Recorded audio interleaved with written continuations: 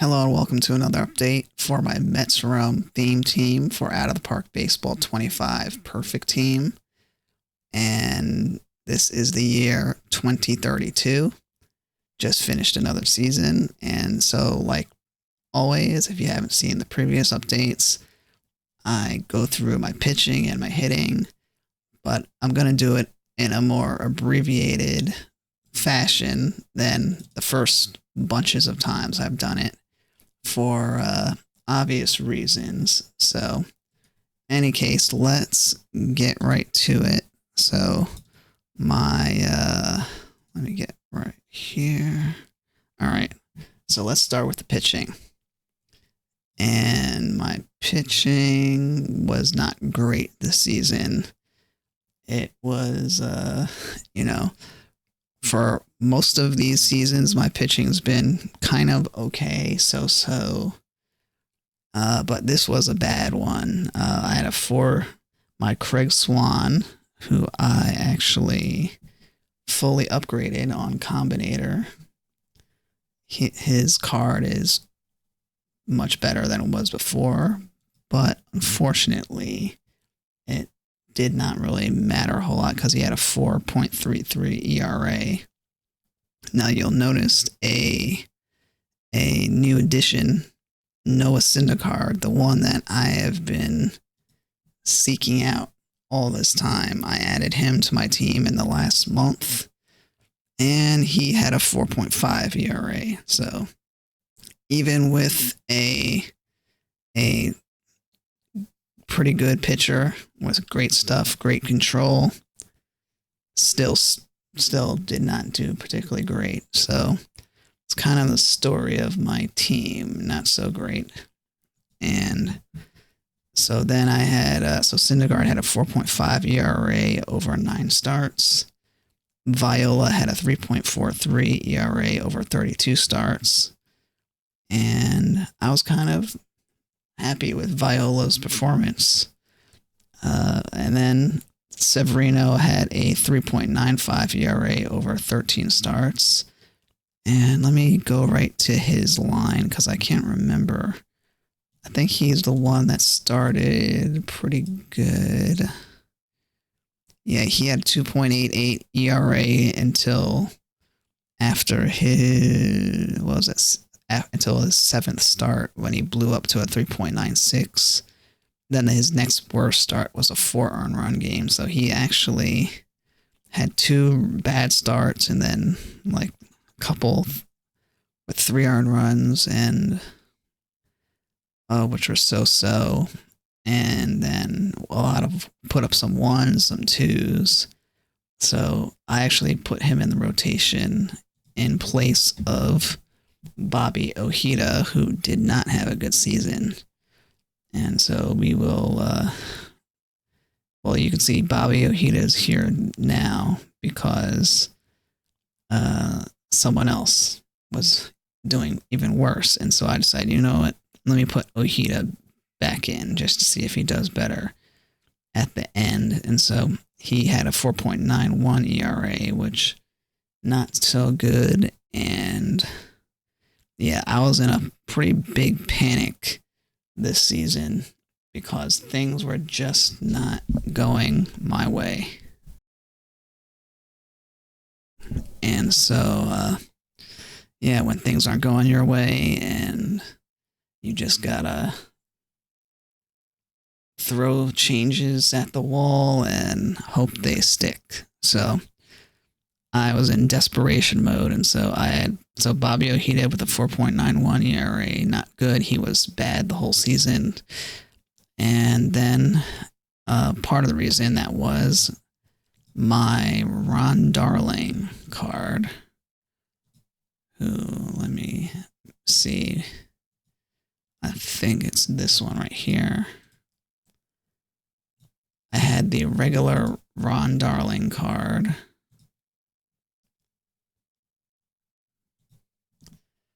And he had a 6.99 ERA. And so that was not good. Look at all those losses right here. And so what I had actually done was I actually wanted to. I had the Combinator version that I just got. And so what I did was I had to drop him and wait 14 days, and then I could upgrade him with the regular version. So, I mean, with the Combinator version. So even that version was not good. Had an 8.13 ERA. So that's not good. And yeah, I had him as a starter for 3 turns. Yep, 5, 3, 4. And then he gave up 5 earned runs and 5 earned runs again as a reliever. So he really was not good this season, either version. He's not upgraded, by the way. My Combinator, Ron Darling, isn't upgraded, so.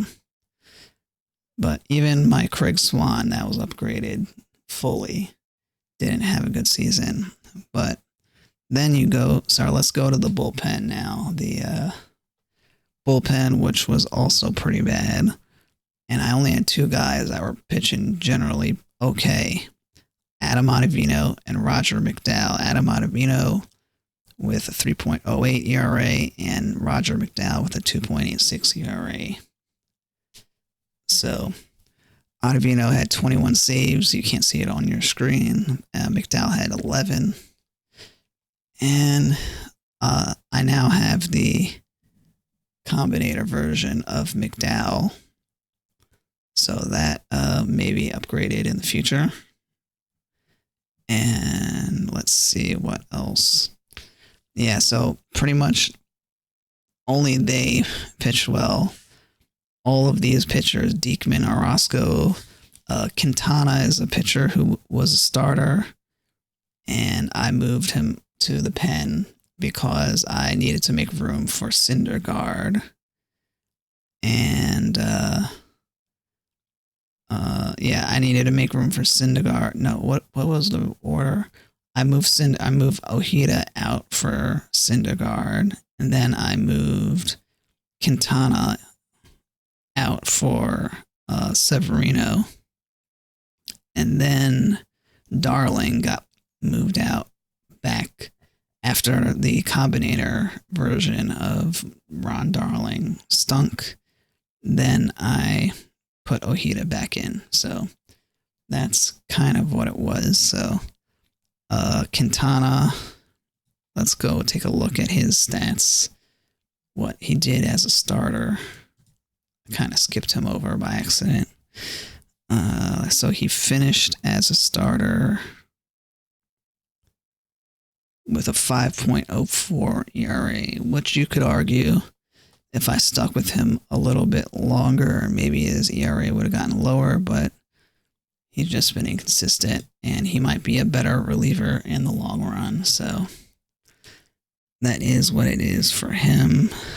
And Brooks Raley didn't have a great season for me. Look at his ERA, a 4.21 ERA.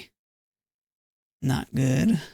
And then Frisella, a 5.42 ERA. He was terrible. Jake Diekman, 5.32. Orozco, really bad as well. Turk Wendell got demoted because you don't see him there anymore. He was terrible. And you see that I actually don't have any specialist roles on the screen because I was so desperate because Diekman wasn't pitching well and Wendell wasn't pitching well. So I had to scrap the specialist roles out of desperation. But so this was definitely the worst pitching performance that I had of any year so far. So you can probably sense how well my team did. Okay, let's go to lineups now. Lineups. This is my ending starting lineup for the season. You can just see I've got some nothing too crazy that you haven't seen before. I've got my Magadan in there, Dave Magadan, but I also have my fully upgraded Howard Johnson. And you would think a fully upgraded Howard Johnson, this is what he was when this is what his card looked like, non-upgraded, the regular version, compared to this version that he is fully upgraded, and you would think would be a huge boon, but it turned out just really bad, still really bad. So that's kind of disappointing. Actually, worse than previously. Previously, he hit 24 and then 26 home runs. So this year was definitely really bad on the hitting. And so we go to the lineups again. And let's see.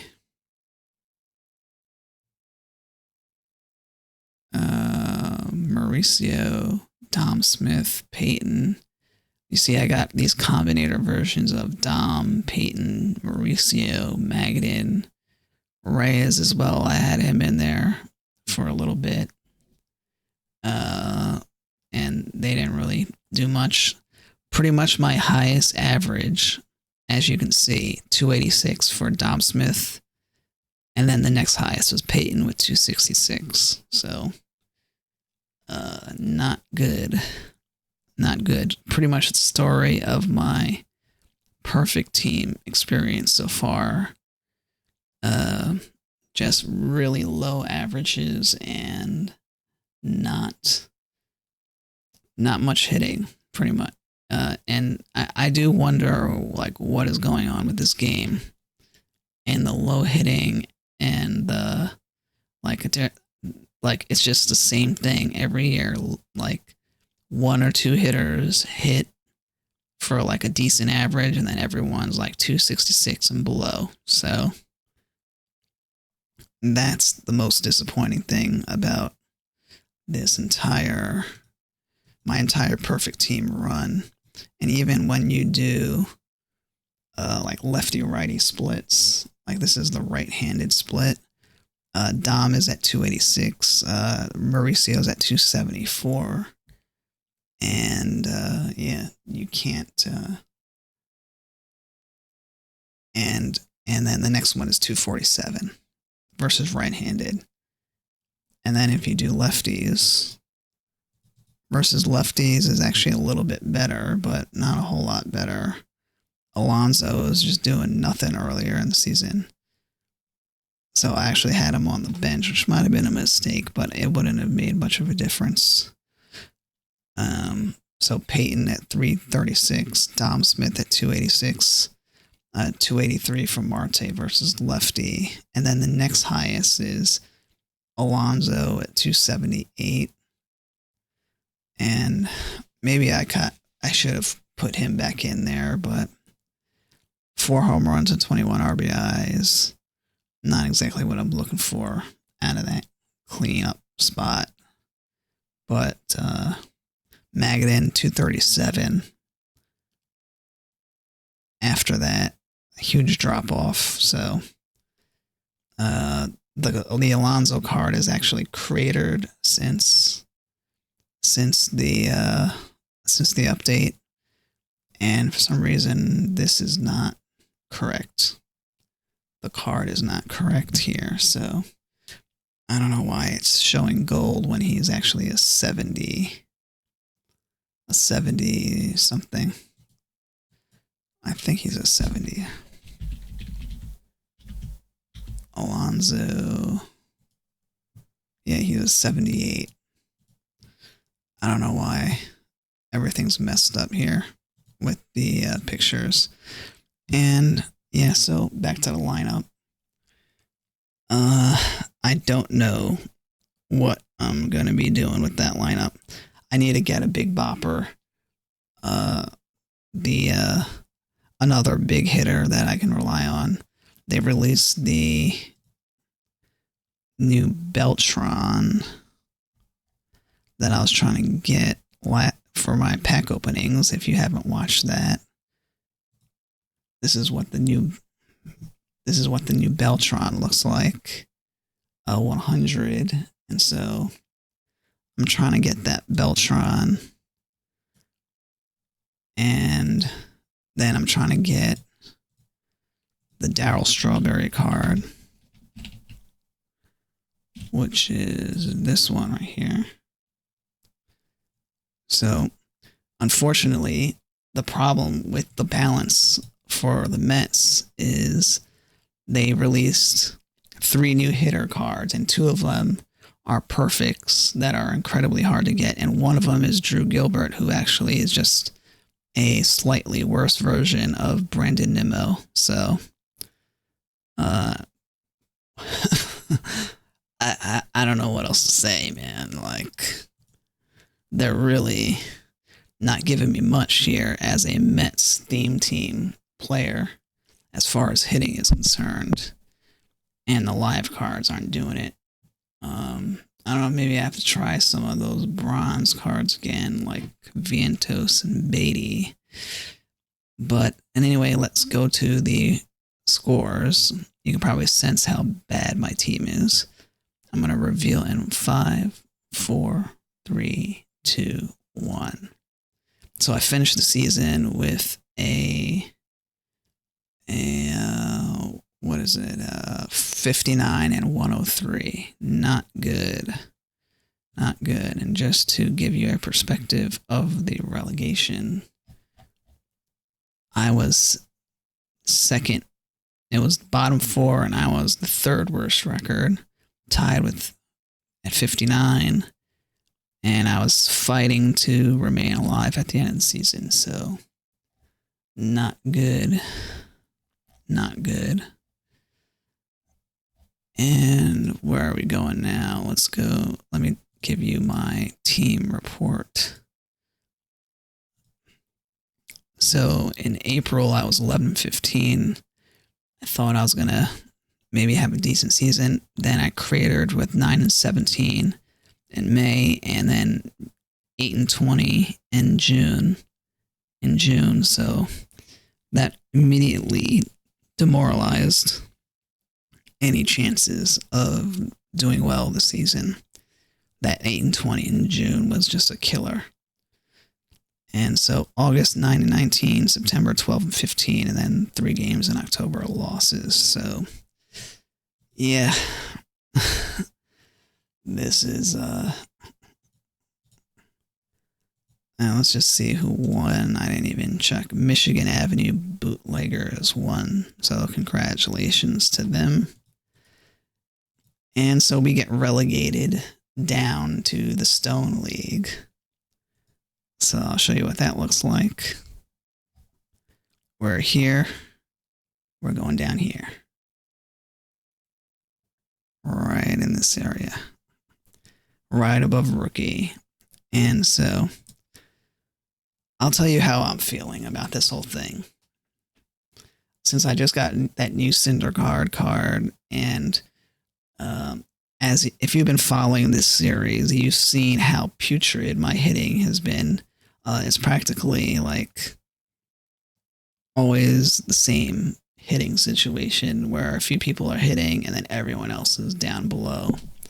So I'm kind of at the point, my patience is running thin. I'm going to probably give it maybe 2 more seasons until the next live update, because there might be some cards that might be better or that might be in the game or whatever. So I'm going to give it 2 more seasons for things to shape up better. It's May 20th right now, and the season in 2 weeks.